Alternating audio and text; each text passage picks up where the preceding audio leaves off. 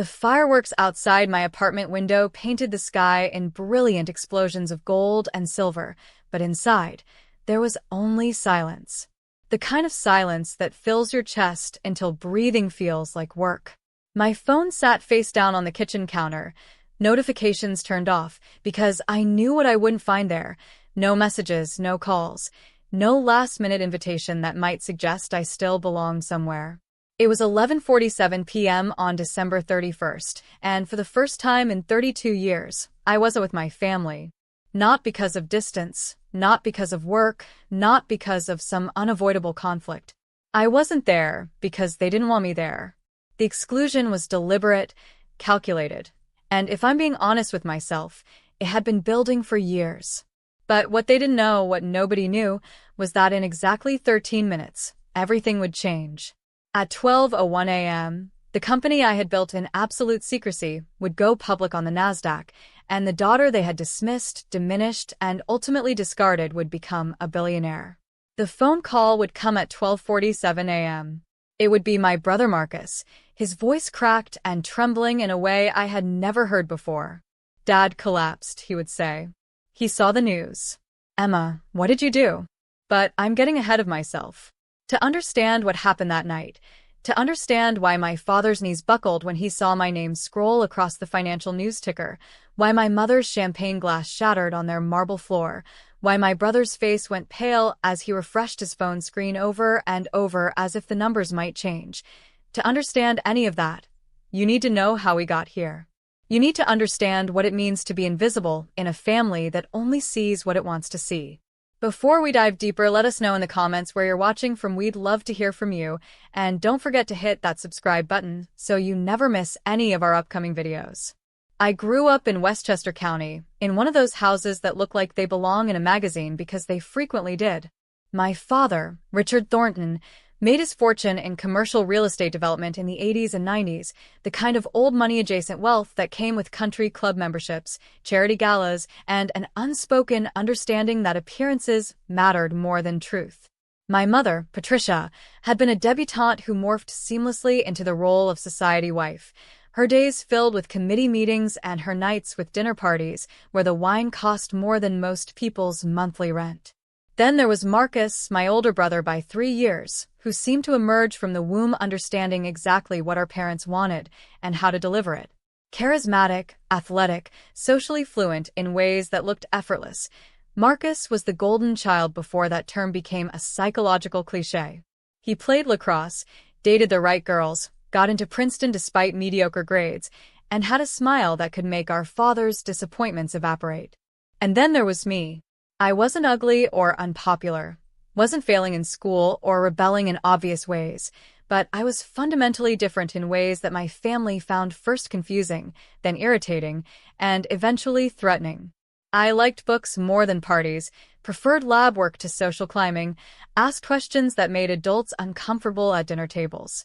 I got perfect grades not because I was trying to please anyone, but because I was genuinely fascinated by molecular biology, by the elegant machinery of cells, by the possibility that human intelligence could decode and eventually rewrite the fundamental algorithms of life itself. My parents tolerated my academic success the way you might tolerate a child's unusual hobby. Nice enough, but not really the point. The point, as my mother explained to me when I was 14, was to be the kind of woman that important men wanted to marry. The point was connections, social capital, the careful architecture of a life that looked successful from the outside. "Intelligence is fine, Emma," she told me once while helping me pick a dress for some cousin's wedding, "but it's not attractive. Men don't like women who make them feel stupid." I remember thinking, even then, that maybe the problem wasn't intelligent women but stupid men, but I had learned by that age that voicing such thoughts only created friction. So I learned to be two people. At home, I was quiet, agreeable, small. At school, I was relentless. I graduated high school valedictorian, got into MIT with a full scholarship, and chose to study biological engineering with a focus on synthetic biology and machine learning applications in drug discovery. My father's response when I told him was to check his watch and ask if we could discuss it later, because he had a tea time. My mother's response was concern that MIT was so far away, and wouldn't I rather go somewhere closer, somewhere with better social opportunities? Marcus, who was then finishing his largely alcohol-soaked junior year at Princeton, just laughed. "You're going to be one of those weird science girls," he said. "Good luck with that." But I went anyway because for the first time in my life, I was going somewhere where being smart wasn't something to apologize for, where asking difficult questions was the whole point, where the metrics of success had nothing to do with which fork you used or whose name you could drop at dinner parties. The MIT years were transformative in ways I still don't fully understand. I fell in love with the work itself, with the beauty of problems that had real solutions, with the community of people who valued ideas over appearances. I excelled. I published papers as an undergraduate. I got into the PhD program, with professors fighting to advise me.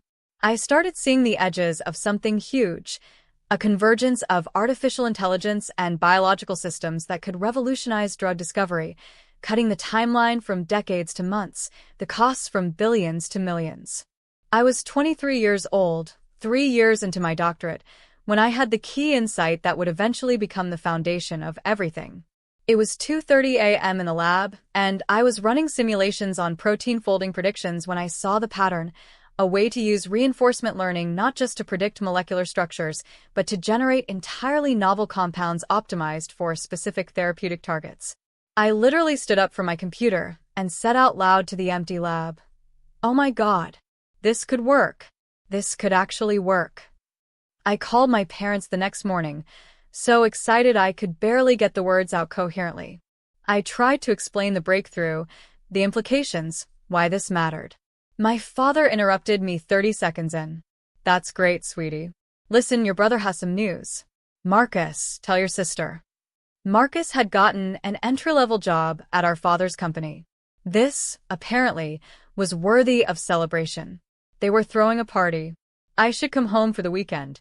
I said I couldn't, that I was in the middle of something critical, that I'd try to visit next month. "You're always in the middle of something," my mother said, and I could hear the disapproval in her voice, the suggestion that my priorities were somehow wrong, selfish, a rejection of family values. I tried to explain again. I might as well have been speaking a foreign language. "Marcus is starting his career," my father said. "That's real-world stuff, Emma. Your research is interesting, but you can't live in a laboratory forever. At some point, you need to think about your future. Marriage, family, stability. Your mother and I worry about you." I got off the phone feeling hollowed out. But I went back to work because the work didn't care about my feelings. The work just cared if I was right. And I was increasingly certain that I was. The next 2 years were consumed by research, by failures and iterations, by slowly building the evidence that this approach could work. I assembled a small team of fellow grad students and postdocs who could see what I was seeing. We worked insane hours, lived on coffee and takeout, covered whiteboards with equations and biological pathways and machine learning architectures. We published our first major paper when I was 25. It appeared in Nature.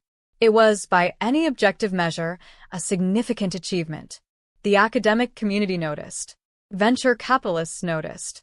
Pharmaceutical companies noticed. My family did not notice, or if they did, they didn't understand why it mattered. I came home for Christmas that year, the paper fresh off the presses, and tried to explain it at dinner. My father glanced at the abstract for maybe 5 seconds before pushing it back across the table. "Very impressive, I'm sure," he said.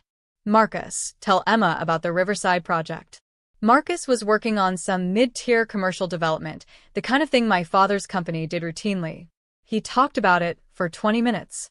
Everyone listened with rapt attention, asked questions, offered insights. When he finished, my mother turned to me. "See? That's real accomplishment. Things people can understand. Not all these complicated theories." I felt something crack inside me that night, some last hope that they might eventually see me clearly, understand who I was and what I was building. I realized with sudden, painful clarity that it didn't matter what I achieved. I would always be the daughter who had failed to be what they wanted, and Marcus would always be the son who had succeeded at being exactly what they expected. The difference wasn't about actual achievement. It was about conformity to their vision of how the world should work. I flew back to Boston the next day, 2 days earlier than planned. I told them I had work. They barely protested. The company started as a thought experiment.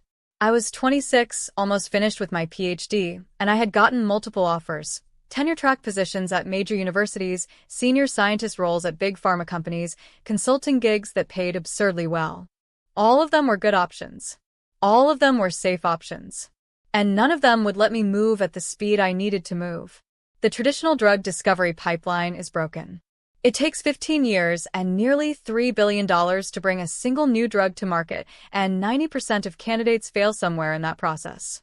It's wasteful, slow, and fundamentally limited by human intuition about which molecular structures might work.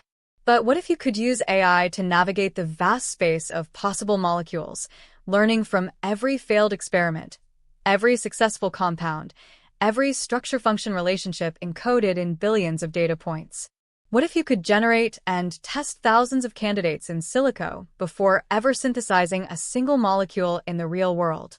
What if you could cut the timeline by 80% and the cost by 95%? That was the vision. The question was whether I had the courage to bet everything on it. I talked to my PhD advisor, Dr. Sarah Chin, one of the few people who really understood what I was trying to do. "You could have a brilliant academic career," she told me. "Tenure at a top university, your pick of grants, graduate students to train. It's a good life, Emma. Stable. Respectable." "But," I said, "but you're not asking me because you want stable and respectable. You're asking because you want to know if this idea is big enough to risk everything for." She looked at me for a long moment. "It's big enough. The question is whether you're ready to spend the next 10 years of your life building something that has maybe a 20% chance of working, will consume every waking moment, will alienate you from everyone who doesn't understand it, and might end with you having nothing to show for it except debt and exhaustion. And if it works?" I asked. "If it works," she said, "you'll change medicine forever. You'll save millions of lives. And yes, you'll probably become very, very wealthy. But Emma, don't do this for the money. There are easier ways to get rich. Do this because you can't imagine not doing it." I thought about it for 3 days. Then I started making calls. If this part is making sense, drop a comment with "I'm still watching." Let's see who's really here. Building a biotech company from scratch with no business experience, no industry connections, and no family money to fall back on is not something I would recommend to anyone interested in maintaining their sanity. I defended my PhD in the spring, and by June I had moved into a tiny apartment in Cambridge with 3 roommates and started having meetings with potential investors. The pitch was strong. We had published data, proof of concept, a clear path to validation. But I was a 27-year-old woman with no executive experience trying to raise money in an industry dominated by middle-aged men who were deeply skeptical of anything that sounded too good to be true. I got rejected 47 times before I found my first yes. 47 meetings where partners at venture capital firms listened politely, asked probing questions, and then explained why this was too early, too risky, too unproven, or why I needed to bring on a more experienced CEO before they could consider investing. The subtext was always clear. You're smart, but you're not ready to run a real company. Come back when you have adult supervision. The 48th meeting was with a small, relatively unknown fund run by a former biology professor named James Liu, who had made a fortune on an early bet in gene therapy. He listened to my pitch, asked pointed technical questions that demonstrated he actually understood the science, and then leaned back in his chair. "How much do you need?" he asked. $2 million for the first 12 months, I said. "That gets us to validation of the platform with 3 test compounds. If we hit our milestones, we'll need a Series A of maybe 10 to 15 million to scale." He was quiet for a moment. "I'll give you 2.5 million for 20%. But I have conditions. First, you stay as CEO. I don't care that you've never run a company. The vision is yours, and bringing in some hired gun will kill it. You'll learn on the job. Second, you hire slowly. I'd rather you be understaffed with great people than overstaffed with mediocre ones. Third, you keep your head down and build. Don't worry about press, don't worry about conferences, don't worry about looking successful. Just focus on making the science work." "Can you do that?" I said yes before he finished talking. That was July of 2018. The company was officially founded in August. I called it Helix Therapeutics, named after the double helix structure of DNA and the spiral path of iterative discovery. We set up in a small lab space in Cambridge, just 3 people at first: me, a computational chemist named David Park, who I had worked with at MIT, and a machine learning engineer named Priya Sharma, who I poached from Google with the promise of doing something that actually mattered. We worked 7 days a week, 16 hours a day, living on dreams and ramen noodles and the absolute conviction that we were onto something real. I didn't tell my family about the company. Not at first.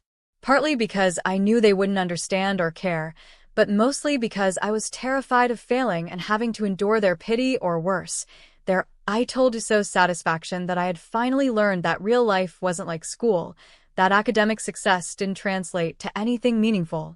At family gatherings that first year, when people asked what I was doing, I gave vague answers. Research, I'd say. Biotech stuff. Pretty boring, actually. Marcus, meanwhile, had gotten engaged to Ashley, a woman whose main personality trait seemed to be her last name. She came from old Connecticut money, and her father was on the boards of several major corporations. The engagement party was lavish. The wedding would be even more so. My mother was in heaven, planning every detail, talking endlessly about venues and guest lists and flowers. I was invited to the engagement party, mostly I think because my absence would look strange to their friends. I flew home for it, exhausted, wearing a dress I had bought on sale because I was living on founder salary, which meant basically nothing. The party was at my parents' house, 200 people drinking expensive champagne and congratulating Marcus and Ashley on finding each other. I stood in the corner making small talk with distant relatives and watching my brother hold court, thinking about the experiment I had left running back in Cambridge, hoping Priya was monitoring the results.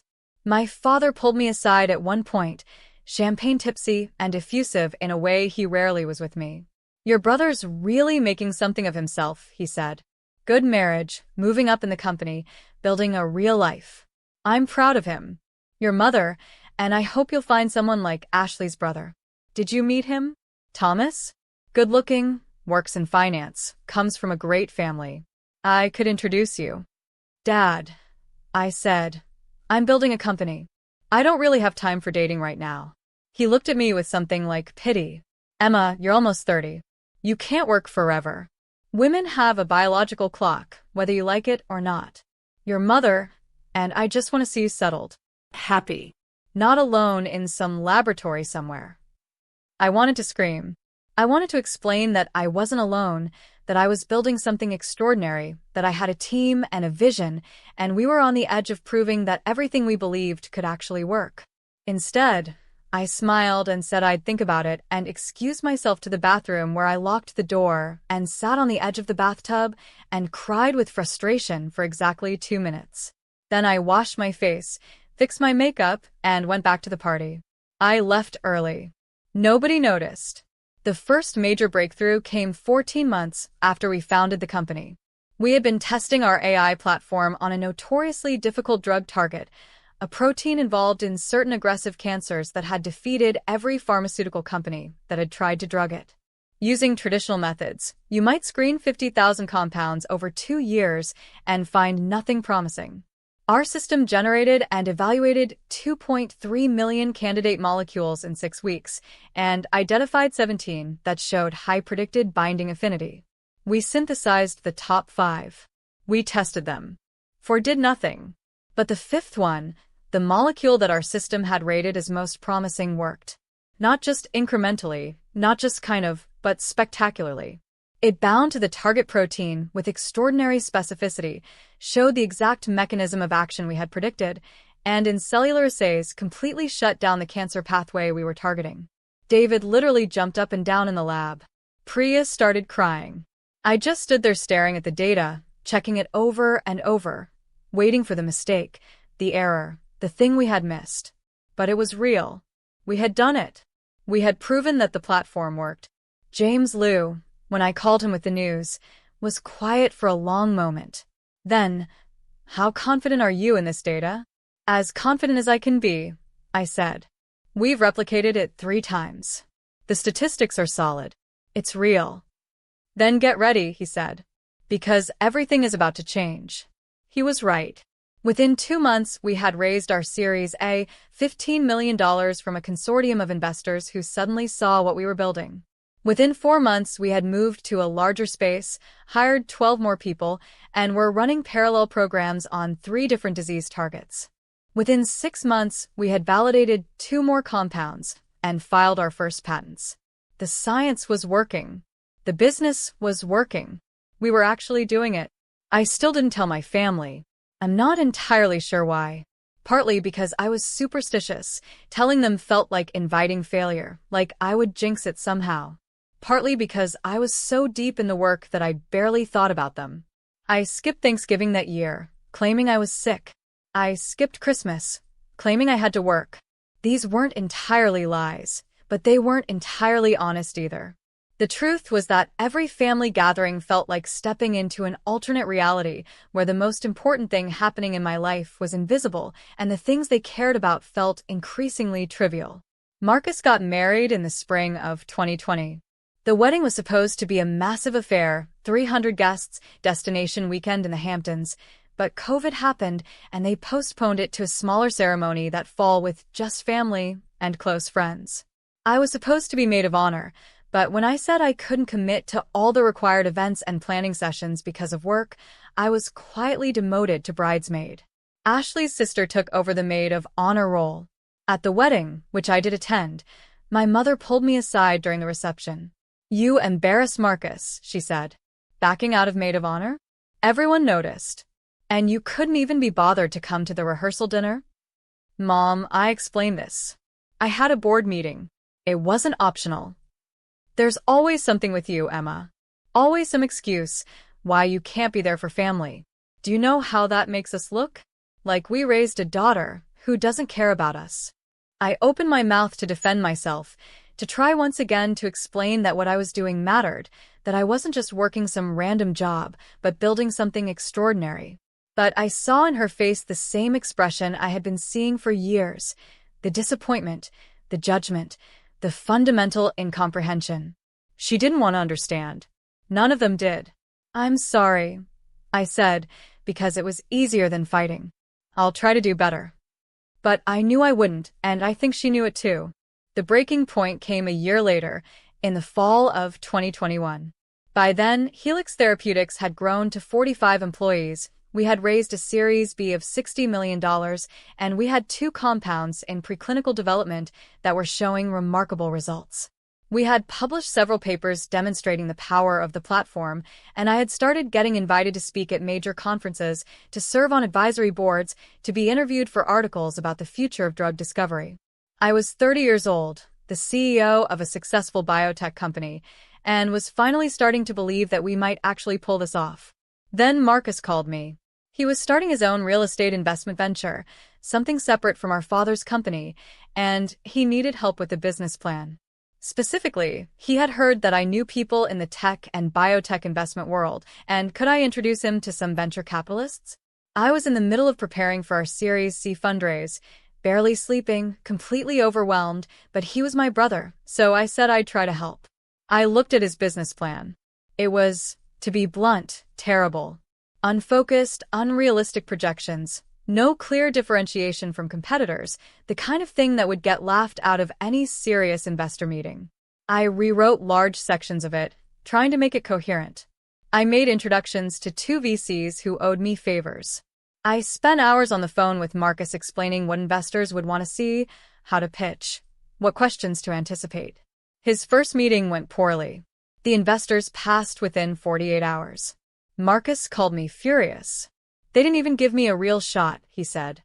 "They had already made up their minds. Did you tell them something? Did you tank this for me?" "Marcus, no, I didn't. Your plan needs work, and I told you that. These investors are sophisticated. They see hundreds of deals. You need to stop acting like you're smarter than everyone else," he cut me off. "You always do this. Always the expert, always condescending, always making me feel stupid. Maybe if you had actually sold them on me instead of just making some half-assed introduction, I spent 10 hours rewriting your business plan. I said, I called in favors to get you those meetings. I'm trying to help you. You're trying to make yourself feel important, he said. Everything is always about you, about your work, about your accomplishments. You couldn't handle that I was trying to build something of my own, so you had to sabotage it. I was so stunned I couldn't speak. Marcus, I finally said, that's not, I would never. But he had already hung up. An hour later, my mother called. What did you say to your brother? He's very upset. He told us you undermined his investor meetings. I tried to explain what actually happened, but she wasn't interested in my version of events. In her worldview, Marcus was the successful one, the one who understood how business really worked, and I was the perpetual student who didn't understand the real world. If there was a conflict between his story and mine, his story must be true. You've always been jealous of him, she said. Ever since you were children. It's not attractive, Emma. Your father and I raised you better than this. Something broke in me then. Some last restraint, some final attempt to maintain the facade that we were a functional family. Jealous. I said, Mom, I run a company worth over $100 million. We're about to start human trials. We've published in Nature and Science. I've been asked to speak at conferences around the world. What exactly am I supposed to be jealous of? Money isn't everything, she said coldly. And success in some niche academic field isn't the same as real success. Marcus is building a real life. He's married, he's respected in his field, he maintains relationships with his family. What do you have?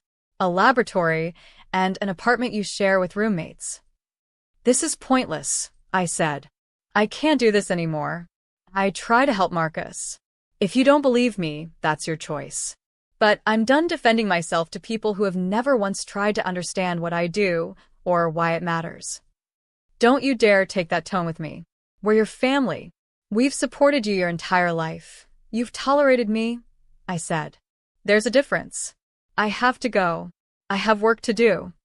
I hung up. My hands were shaking.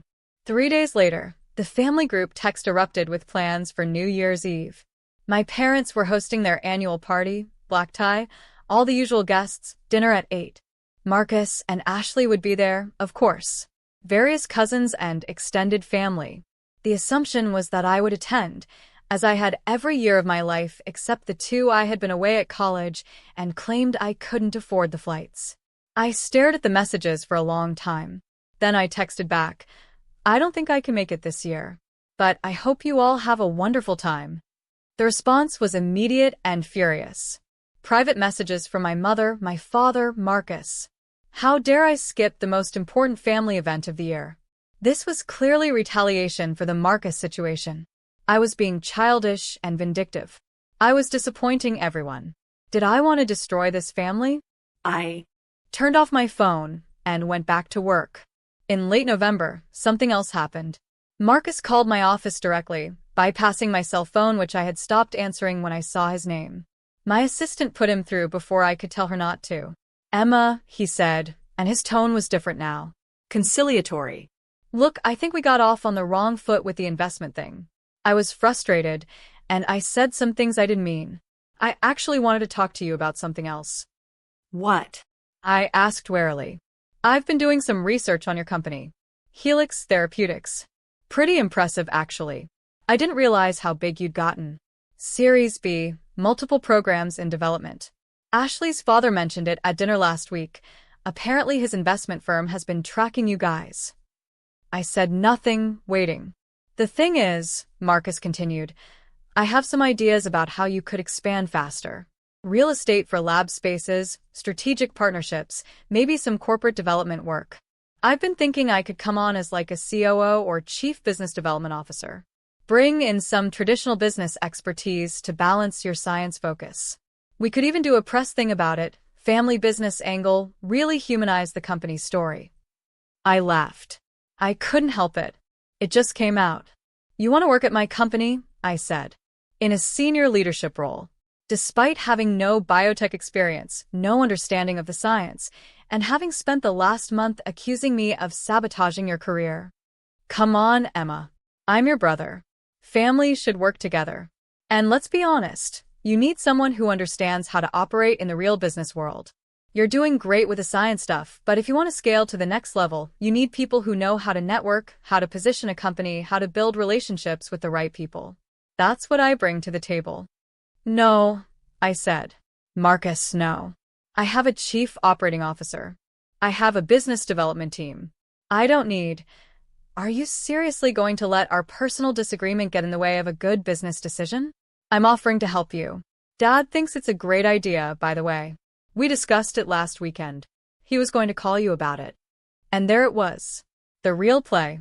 Marcus had convinced our father that he should be part of my company, and now they would both pressure me to make it happen, because that's how things worked in our family. The golden child got what he wanted, and everyone else was expected to accommodate him. Tell Dad not to bother calling, I said. The answer is no. This is my company, Marcus. I built it. It's not a family business, and it's never going to be a family business. You're not getting a senior role here, because you're my brother. That's not how this works. You are unbelievable, he said, and the conciliatory tone evaporated instantly. You get one little success, and suddenly you're too good for your own family? You know what your problem is? You've always thought you were better than us, smarter than us. But you're not. You're just arrogant and selfish, and one day that company is going to fail, and you're going to have nothing. No career, no family, nothing. Because you burned every bridge trying to prove something that nobody cares about. He hung up before I could respond. My father called 2 hours later. The conversation lasted less than 5 minutes. He told me I was being unreasonable, that family came first, that Marcus had good ideas, and I should at least consider them. I told him I had built this company without their help, and I didn't need their input on how to run it. He told me I was being ungrateful and immature. I told him I had to go. He said, fine. But don't expect us to keep pretending to be interested in what you're doing if you're not willing to include your family in your success. I've never expected you to be interested, I said.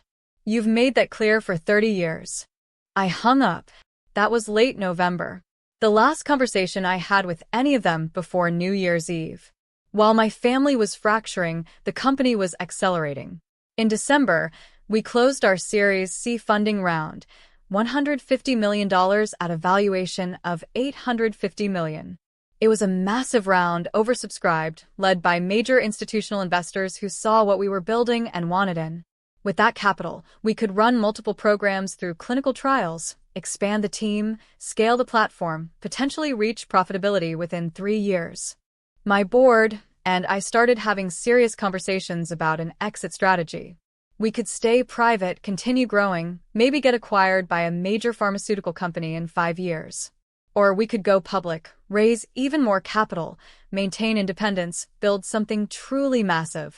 The investment bankers we consulted told us we had a credible path to IPO if we hit certain milestones. First human trial data, validation of the platform across multiple disease areas, revenue from partnerships or drug sales. We were on track for all of those things. Realistically, our lead banker said, if everything goes well, you could file for IPO in late 2022 and go public in early 2023. But there's an alternative approach if you want to move faster. How much faster? I asked. What if you filed in November of next year and went public on New Year's Eve? It's unconventional timing, but the symbolism is powerful. New year, new paradigm in drug discovery. The markets are closed, but the filing goes live at midnight, so your valuation is set and public before trading opens January 1st. It creates buzz, gets attention, makes it clear you're not playing by traditional rules. I thought about it. New Year's Eve. The night my family gathered every year to celebrate their version of success, to network and socialize and reinforce all the values I had spent my life rejecting. The night that, this year, I wouldn't be invited to. Let's do it, I said. Over the next 13 months, we executed perfectly. First human trial launched in March 2022, with early data showing exactly what we had predicted. The drug was safe and effective. Second and third programs advanced on schedule. We signed partnership deals with 2 major pharmaceutical companies, generating our first real revenue. We hired aggressively but carefully, growing to over 200 employees. We published more papers, won awards, got covered by major media outlets.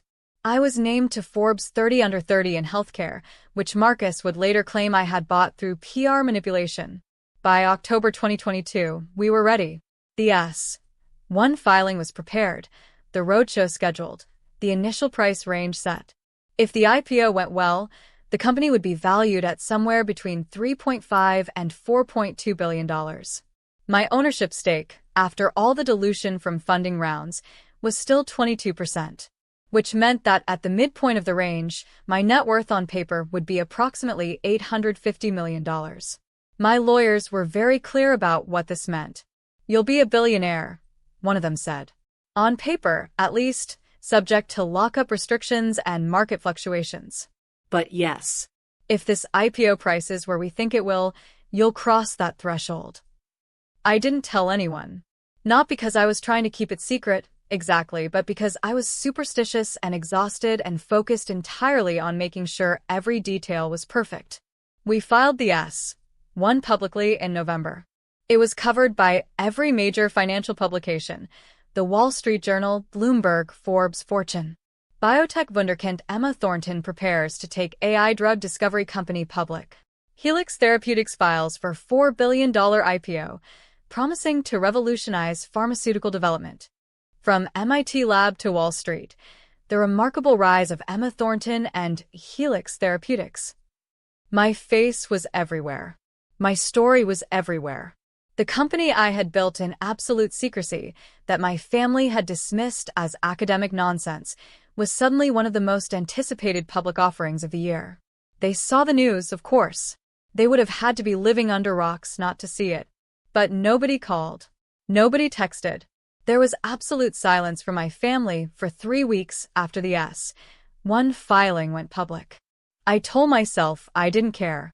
I told myself their absence proved I had been right to keep this separate from them, to build something that was entirely mine. But late at night, alone in my apartment after 18-hour days, I'd find myself checking my phone, wondering if maybe this time, this achievement, would be big enough to break through their indifference. It never was. The roadshow happened in December, 2 weeks of flying around the country meeting with institutional investors, explaining the science, articulating the vision, answering the same questions hundreds of times. The response was overwhelmingly positive. The book was oversubscribed within 3 days. The bankers came back with an updated price range. We were going to price at the high end, maybe even above it. December 30th, the day before the IPO, I flew back to Boston. The pricing call was scheduled for 11 p.m. that night. If everything went according to plan, Helix Therapeutics would go public at exactly 12:01 a.m. on January 1st, 2023. I had been awake for nearly 40 hours. I was living on coffee and adrenaline and the surreal knowledge that in a few hours, everything would change. At 11 p.m., I was on a conference call with the bankers, the lawyers, the board. "We have strong demand at $42, the lead banker said. "That puts your market cap at $4.1 billion at open. Emma, congratulations. You're about to become a billionaire." The board members cheered. My CFO popped champagne. I sat in my apartment, alone, staring out at the Boston skyline, and felt nothing but exhaustion and a strange, hollow ache that I couldn't quite name. At 11:47, I turned off my laptop. At 11:52, I walked to my window and watched the early fireworks starting across the city. At 12:01 a.m., Helix Therapeutics officially went public. News alerts started firing across every financial platform. Bloomberg terminal notifications. CNBC cheer-ins. Twitter exploding with the story. And in Westchester County, at my parents' annual New Year's Eve party, someone checking their phone saw the news and showed my father. I wasn't there to see it, but Marcus described it to me later, his voice still shaken. Dad had been holding court, champagne in hand, telling a story about some deal from the 80s. Someone interrupted him, held out a phone, said, "Richard, isn't that your daughter?" My father looked at the screen, read the headline, saw the valuation, did the math on what my stake would be worth. And then, according to Marcus, he went completely white, put his hand on the wall to steady himself, and collapsed. Not a heart attack, it turned out, though that's what everyone thought at first. Just shock. Just the sudden, overwhelming realization that his daughter, the one he had dismissed and diminished for 30 years, had built something extraordinary while he wasn't looking. The paramedics came. Dad was fine, physically. But the party ended abruptly. Guests ushered out. Family gathered in tight crisis mode. And at 12:47 a.m., my phone rang. I had turned the ringer back on at midnight, some part of me still hoping they might call to congratulate me. The call was Marcus, but it wasn't congratulations. Dad collapsed, he said, and I could hear something like panic in his voice. He saw the news about your company. Emma, what the hell? For $1 billion? You're worth almost $1 billion? How did? Why didn't you? Is he okay? I asked. Is Dad okay? The paramedics said he's fine. It was shock. But Emma, what the hell is going on? We had no idea. Nobody knew you were doing this. A $4 billion company? When were you going to tell us? I tried to tell you, I said quietly. For years I tried. None of you wanted to listen. There was a long silence. Mom wants to talk to you, he finally said. My mother's voice came on, tight and controlled and absolutely furious. How dare you, she said. How dare you hide something like this from us? Your own family. We had to find out from the news? From strangers at a party? Do you know how humiliating that is? Do you have any idea what you've done to your father? Mom, I said, I didn't hide it. I've been working on this for 5 years. I told you I started a company. I told you it was doing well. You didn't want to know the details. You never wanted to know. Don't you dare blame this on us. You deliberately kept us in the dark because you wanted to embarrass us. You wanted revenge because we didn't let you. She stopped abruptly. Because you didn't let me what? I asked. Didn't let me be maid of honor at Marcus's wedding? Didn't let me work at my own company without Marcus trying to take credit for it? Didn't invite me to New Year's Eve because I wouldn't give Marcus a job he wasn't qualified for? Silence. That's what this is about, my mother said finally. You're punishing us. You built this company and went public on tonight specifically to hurt us, to make some kind of point. I laughed, and it came out sounding slightly hysterical. Mom, the IPO timing was about market conditions and year-end tax strategy. It had nothing to do with you. Nothing I do has anything to do with you anymore. That's what you don't understand. I stopped needing your approval a long time ago.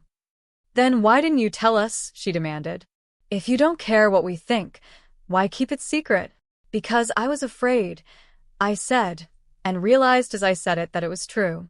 I was afraid that you would find some way to diminish it, to make it about Marcus or Dad's company or something else. I was afraid that you would take the most important thing I've ever done and make me feel small for doing it. So, I just didn't tell you. And it turns out I was right to be afraid, because the first thing you did when you found out was accuse me of doing it to hurt you. Not congratulations.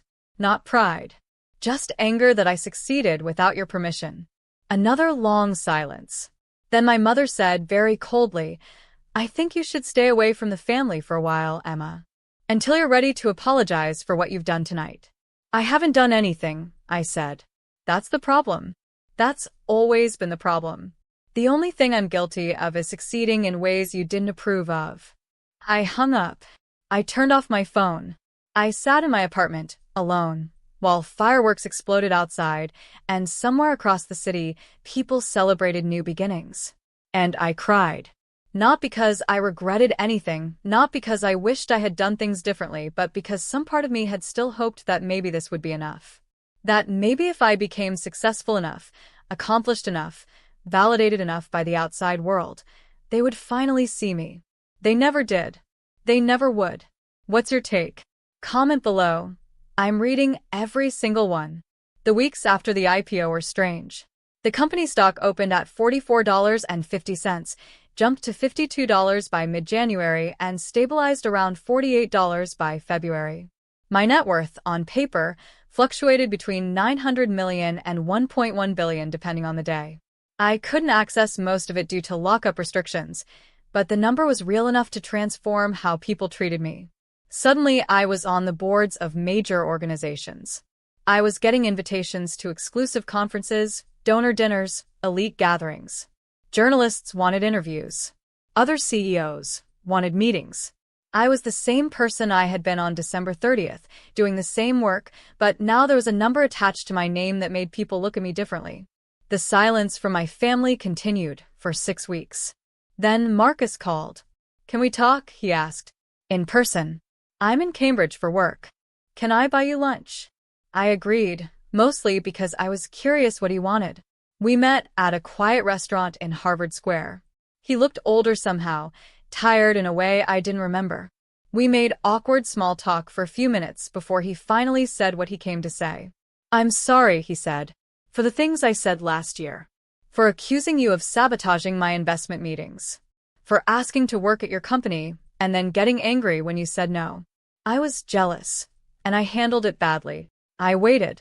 The night of the IPO," he continued, "when Dad collapsed, I was angry at you. I thought you had done it deliberately, timed it to hurt us.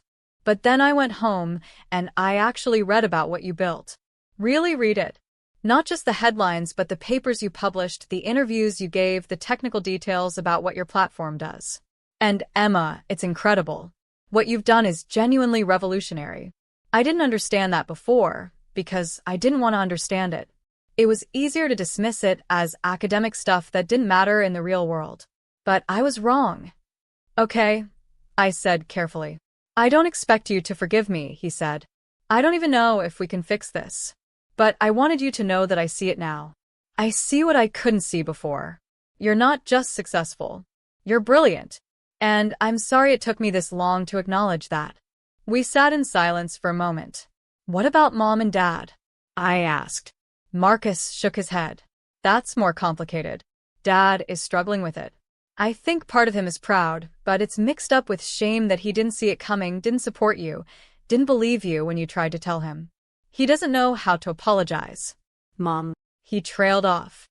"Mom is still angry. She's convinced you did this to embarrass them.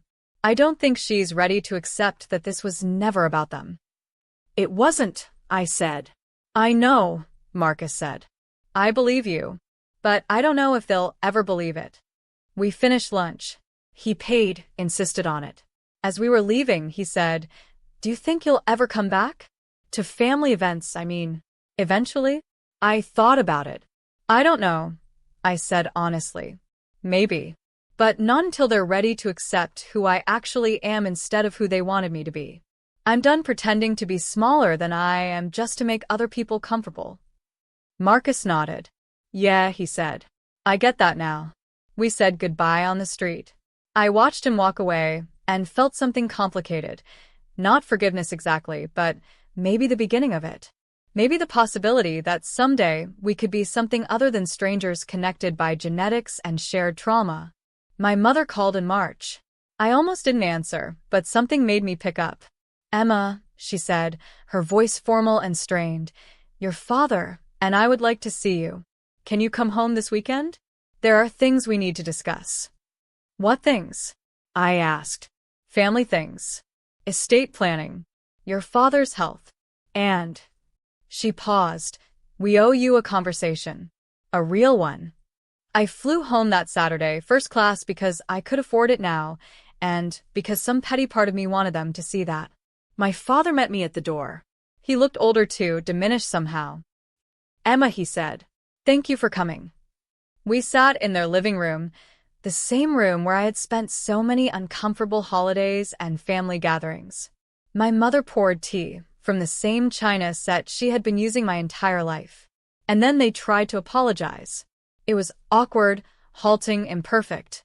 My father talked about regrets, about being so focused on one version of success that he couldn't see other possibilities. My mother talked about expectations, about realizing she had imposed her own fears and limitations onto me. Neither of them actually said, "I'm sorry." Neither of them acknowledged the specific harm they had done, the dismissals, the favoritism, the exclusion. But they were trying, in their limited way, to bridge a gap that had been decades in the making. "We want to be part of your life," my father said finally. "If you'll let us. Not because of the money or the success, but because you're our daughter, and we've missed too much already." I wanted to believe him. Some part of me, the part that was still the little girl seeking her father's approval, desperately wanted to believe that this was real, that they had genuinely changed, that we could somehow repair what had been broken. But I had learned over 30 years that people don't really change, not fundamentally. They just find new ways to express the same old patterns. I appreciate you saying that, I told them. But I need you to understand something. I didn't build Helix Therapeutics to prove anything to you. I didn't go public on New Year's Eve to hurt you. I did it because it was the right decision for the company, for our investors, for our mission. Everything I've done for the past 5 years has been about the work itself, not about getting revenge on my family or making some kind of point. The fact that you saw my success as an attack on you tells me everything about how you've always seen me. My mother's face tightened. We're trying to apologize, Emma. We're trying to make this right. Can't you meet us halfway? Meet you halfway? I said, and I could hear my voice rising despite my intention to stay calm. Mom, I've been meeting you halfway my entire life. I stayed quiet when you dismissed my achievements. I smiled through family gatherings where Marcus was celebrated for mediocrity while my actual accomplishments were ignored. I rewrote his business plan and made introductions for him, even though he had accused me of sabotaging him. I kept trying to explain what I was doing, kept hoping you would eventually care enough to understand. The only thing I stopped doing was letting you make me feel small. That's the only boundary I set. And you responded by excluding me from New Year's Eve and then being furious when you found out I had succeeded anyway. We didn't exclude you, my father said. You chose not to come. You told me not to come, I said. Marcus called me vindictive for not helping him enough. Mom told me I was jealous and ungrateful. The family group chat made it very clear I wasn't welcome. So I stayed away. I gave you what you wanted. A New Year's Eve without the difficult daughter who doesn't fit your vision of success. And then you were angry that I spent that night becoming everything you claimed I could never be. There was a long, painful silence. So, what do you want from us? My mother asked finally. What would be enough? What do we have to do to fix this? And that was the question, wasn't it? What did I want? An apology that actually acknowledged the specific ways they had hurt me? Years of therapy to unpack the damage? Some guarantee that they would never again dismiss or diminish me. I wanted the impossible. I wanted a childhood where my intelligence had been celebrated instead of treated as a character flaw. I wanted parents who had been curious about my work instead of threatened by it. I wanted a family where love wasn't conditional on conformity. But I couldn't have any of those things. The past was fixed. The only question was what kind of future we might build. I want you to be genuinely interested in my life, I said. Not because I'm successful now, not because there's some reflected glory or networking opportunity, but because I'm your daughter and you actually care about what matters to me. I want you to ask me about the science, about the company, about the work I'm doing, and actually listen to the answers instead of waiting for your turn to talk about something else.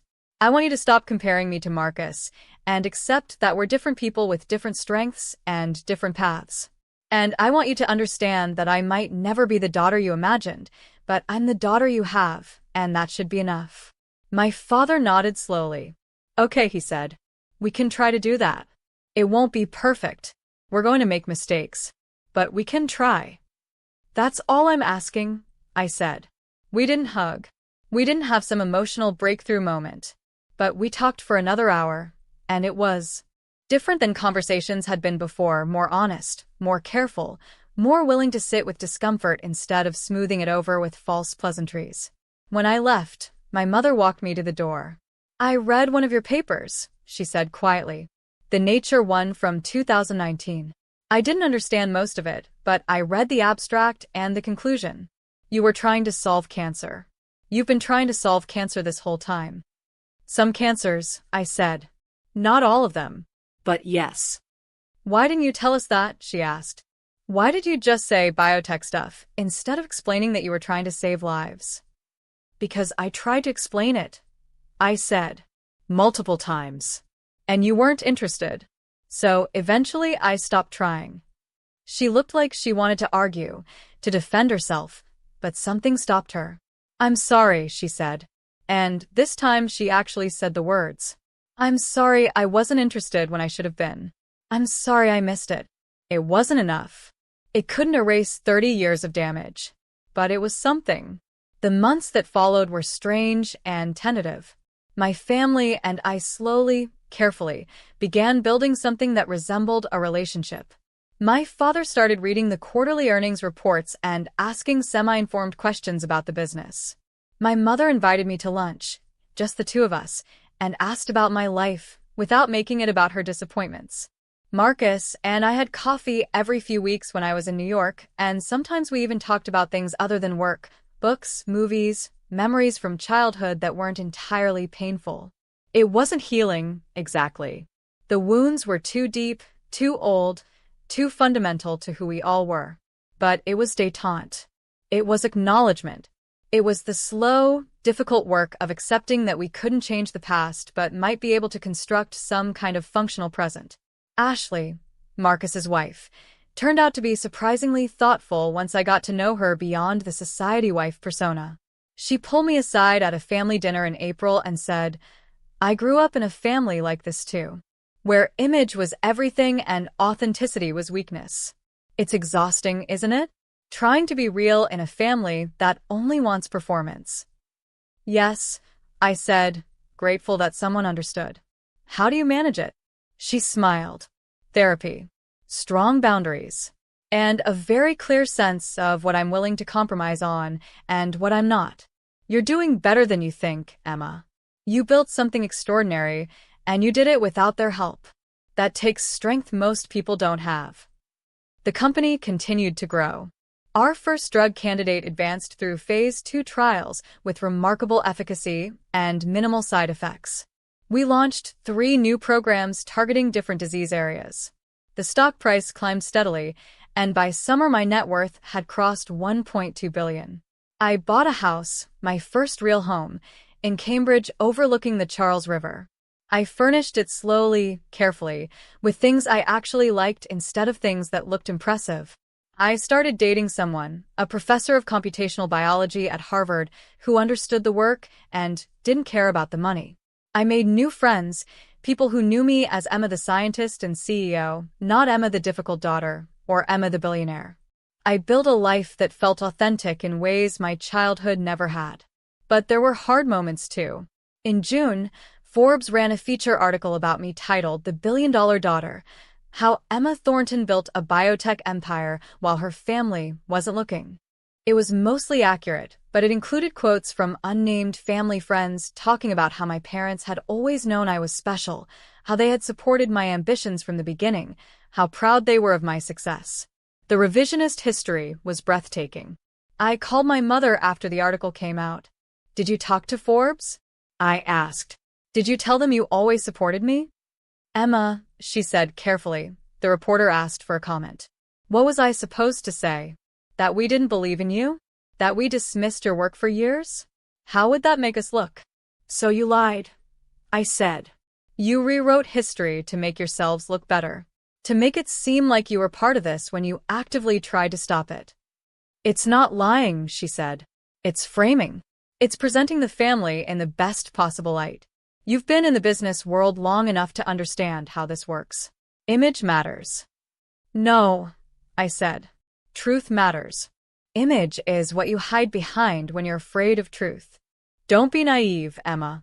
Everyone manages their public image. Even you. Especially you." She wasn't entirely wrong.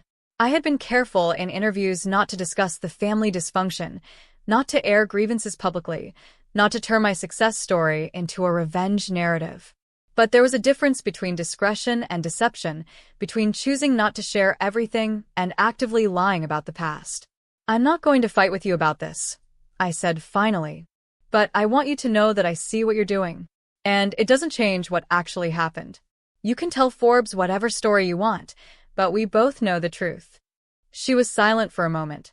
"You're never going to let this go, are you? You're going to hold it against us forever." "I'm not holding anything against you," I said. "I'm just not pretending it didn't happen. There's a difference." We didn't speak for 2 weeks after that. But then my father called to congratulate me on the phase 2 trial results, and we slowly, carefully, found our way back to the tentative peace we had been building. This was the pattern now: 2 steps forward, 1 step back. Progress interrupted by regression, healing interrupted by old wounds reopening. It wasn't satisfying. It wasn't the redemptive family reconciliation that makes for good storytelling. But it was real, and sometimes that had to be enough. In September, I was invited to give a keynote address at a major medical conference in San Francisco. The topic was breaking barriers in drug discovery, how AI is revolutionizing medicine. I had given dozens of talks by this point, but this one felt significant because the audience would include many of the senior scientists and pharmaceutical executives who had dismissed me in those early fundraising meetings, who had told me I was too young, too inexperienced, too ambitious. I worked on the talk for weeks, refining every slide, every word, every argument. I wanted it to be perfect, not to prove anything to them, but because the ideas deserved to be presented with clarity and precision. The night before the talk, I called my father. I don't know why. Some old instinct, maybe some residual need for his approval even after everything. I'm giving a big keynote tomorrow, I told him. Medical conference, about 2,000 people in the audience. I'm nervous. You'll be great, he said. You've always been good at this stuff. Explaining complicated things. I don't know if I've always been good at it, I said. But I've gotten better with practice. There was a pause. Emma, he said, I know I've never said this properly, but I'm proud of you. Not because of the money or the success, but because of the work itself. What you're doing matters. It's going to save lives. That's real accomplishment, the kind that actually means something. I felt tears spring to my eyes unexpectedly. Thank you. I managed. I wish I had seen it sooner, he continued. I wish I had asked more questions, paid more attention, understood what you were building. I missed it. I missed years of being proud of you because I was too busy being disappointed that you weren't doing what I expected. That's on me, not you. And I'm sorry. Dad. I started, but he kept talking. You didn't need me to succeed. You did it entirely on your own, which is probably more impressive than if you had done it with my help. But I wish I had been there anyway. I wish I had been the father who showed up to your lab, who asked to understand your research, who celebrated your papers in Nature the way I celebrated Marcus's mediocre business deals. You deserved that. You deserved better than what I gave you. I was crying now, standing in my hotel room in San Francisco, 32 years old, and finally hearing the words I had needed my entire life. Thank you, I said again. That means more than you know. Good luck tomorrow, he said. Call me after and tell me how it went. And, Emma? However it goes, you've already won. You've built something extraordinary. Don't forget that. The keynote went brilliantly. I spoke for 45 minutes about the platform, the science, the vision for the future of medicine. I showed data, explained algorithms, walked through case studies of compounds we had discovered and their path through development. I made complex ideas accessible without dumbing them down. And at the end, I said something I hadn't planned. When I started this company 5 years ago, I was told repeatedly that I was too young, too inexperienced, too ambitious. I was told that drug discovery was too hard, too expensive, too slow to be revolutionized by computational approaches. I was told to get more experience, to bring in adult supervision, to be realistic about what was possible. And I understood why people said those things. They were protecting me from failure, or protecting the industry from disruption, or protecting their own assumptions about how the world works. But I didn't listen. Not because I was arrogant, but because I had seen something they hadn't seen yet. I had glimpsed a future where medicine moves faster, costs less, and saves more lives. And once you've seen that future, you can't unsee it. You can't go back to accepting the status quo just because it's familiar or comfortable or what everyone expects. So to anyone in this audience who has an idea that feels too big, too impossible, too far outside the boundaries of what your field considers reasonable, I'm here to tell you that the boundaries are wrong. The assumptions are wrong. The people telling you to be realistic are wrong. Not because they're bad people, but because they're looking backward at what has been done instead of forward at what could be done. Build the thing you see. Build it even when nobody believes in you. Build it even when your own family doesn't understand it. Build it because it matters, because it's true, because the world needs it. And when you succeed, and if you're right, you will succeed, the same people who dismissed you will claim they always believed in you. Let them. It doesn't matter. What matters is the work. What matters is that you stayed true to the vision, even when staying true meant being alone. Thank you. The audience stood. The applause lasted nearly 2 minutes. Afterward, dozens of people wanted to talk to me, to shake my hand, to tell me how inspiring the talk had been. Several of the venture capitalists who had rejected me in those early fundraising meetings came up to congratulate me, seemingly without any awareness of the irony. I smiled and thanked them and moved on, because holding grudges takes energy I'd rather spend on building things. That evening, I sat alone in my hotel room looking out at the San Francisco skyline and thought about the journey that had brought me here. From the invisible daughter to the billionaire CEO. From the family gathering where I wasn't wanted to the conference stage where 2,000 people listened to every word. From trying desperately to make my parents see me to finally understanding that I didn't need them to. It hadn't been about revenge. It had never been about revenge, despite what my mother believed. It had been about freedom, the freedom to be who I actually was instead of who they needed me to be. The freedom to pursue work that mattered without apologizing for it. The freedom to build a life on my own terms and by my own definition of success. The billions were nice. The validation was nice. But the real victory was simpler and more profound. I had become the person I was always meant to be. Not in spite of my family's rejection, but through it. Their inability to see me had forced me to see myself clearly, to define my own worth instead of accepting their valuation. And that ultimately was the most valuable thing I had gained. I called my father back. It went well, I told him. Better than I hoped. I knew it would, he said, and I could hear the smile in his voice. Tell me about it. What did you talk about? So I told him. And for the first time in my life, he really listened to what I had to say. It wasn't a fairy tale ending. We would have more difficult conversations, more setbacks, more moments when old patterns reasserted themselves.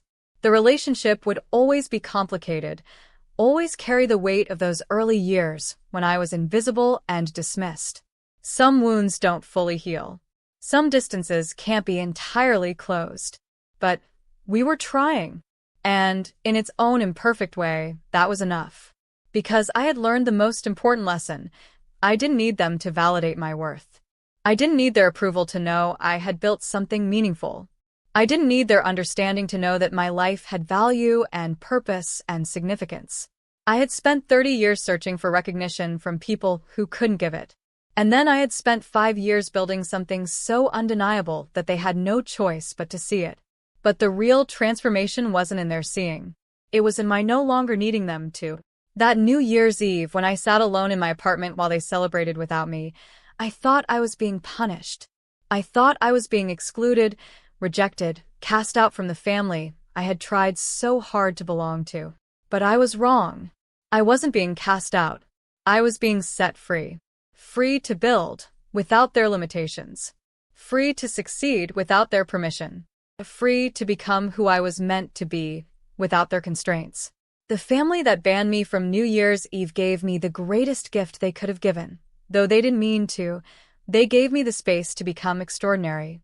And when my father saw I had become a billionaire overnight, when he collapsed from the shock of realizing what I had built while he wasn't looking, it wasn't really about the money. It was about recognition arriving too late.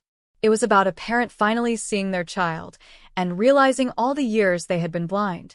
It was about the cost of conditional love and the price of expectations that were too narrow to contain the person I actually was. In the end, I didn't become a billionaire that night. I had been becoming myself for years, one decision at a time, one boundary at a time, one moment of courage at a time. The IPO just made it visible to everyone else. So, what's the lesson? What's the takeaway from this story? It's not that you should cut off your family, or that success is the best revenge, or that money solves everything. The lesson is simpler and harder. You have to be willing to disappoint people in order to become who you really are. You have to be willing to be misunderstood, dismissed, excluded. You have to be willing to build something alone if building it with others means compromising the vision. You have to be willing to value your own judgment more than other people's approval. And you have to understand that when you finally succeed, when you finally build the thing you saw so clearly that nobody else could see, some people will be happy for you, and some people will claim they always believed in you, and some people will still find ways to diminish it. None of that matters. What matters is whether you stayed true to the work, whether you built something real, whether you became who you were meant to be. Everything else is just noise. I became a billionaire overnight. But more importantly, I became free. And of those two transformations, the second one was the real success story. What part of this story resonated with you the most? Have you ever been underestimated and proved them wrong? Drop your thoughts in the comments below. And if this inspired you, hit that like button and share it with someone who needs to hear it. If you want more stories like this about resilience, redemption, and the courage to follow your own path even when everyone tells you you're wrong, make sure you're subscribed because we have more incredible stories coming your way. What would you have done in Emma's situation? Would you have forgiven your family? Would you have told them about the company earlier? Let me know in the comments. I read every single one, and I genuinely want to know what you think. Thanks for watching, and remember, the people who dismiss you today might become the people celebrating you tomorrow. But by then, you won't need their celebration. You'll have already celebrated yourself.